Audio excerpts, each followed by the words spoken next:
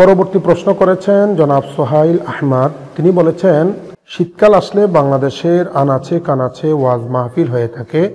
ওয়াজ মাহফিলগুলোতে বক্তাদেরকে দাওয়াত দেওয়া হয় চুক্তির মাধ্যমে, অর্থাৎ বক্তারা আসলে তাদেরকে নির্ধারিত অঙ্কের টাকা দিতে হবে, এরকম চুক্তি করা হয়। আর এই চুক্তি মাফিক ওয়াজ করা ইসলাম কতটুকু সমর্থন করে জানালে উপকৃত হব। খুবই গুরুত্বপূর্ণ একটি প্রশ্ন করেছেন। কুরআনুল কারীমে মহান আল্লাহ পাক রব্বুল ইজ্জত ইরশাদ করেছেন, ইন্নাল্লাযীনা ইশতারুনা বিআয়াতিল্লাহি থামানান কলিলা উলাইকা লা খালাকা লাহুম ফিল আখিরাহ। অর্থাৎ ওই সমস্ত ব্যক্তি যারা আমার কোরআনকে অল্প মূল্যে বিক্রি করে, এদের জন্য আখিরাতে কোনো অংশই নেই।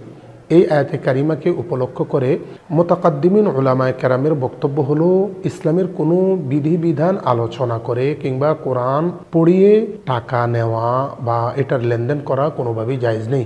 অবশ্য মুতাআখিরিন উলামায়ে কেরাম ইসলামী আলোচনা করে, ওয়াজ নসিহত করে কিংবা কোরআনুল কারীম তিলাওয়াত করে টাকা নেওয়াটাকে জায়েজ বলেছেন।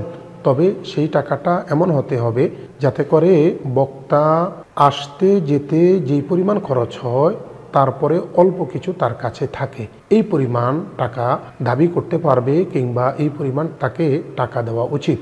বিষয়টি যেন এমন না হয় যে একজন আলোচককে আমি নিয়ে এসেছি, তাকে টাকা পয়সা দেওয়ার ব্যাপার আমার কোনো খবরই থাকলো না, তাকে কোনো মূল্যায়নই করা হলো না। আর যারা আলোচনা করবেন, ওয়াজ করবেন বক্তারা, তাদের জন্য উচিত হলো একজন ব্যক্তির উপর যেন খুব বেশি একটা চাপ না হয়ে যায়, সেই দিকে লক্ষ্য রাখা। তবে হ্যাঁ, কোনোভাবেই নির্ধারিত অঙ্ক, নির্ধারিত সংখ্যা বসিয়ে চুক্তি করা, এটা কোনোভাবেই ইসলাম সমর্থন করে না। আশা করি প্রশ্নের উত্তর পেয়েছেন।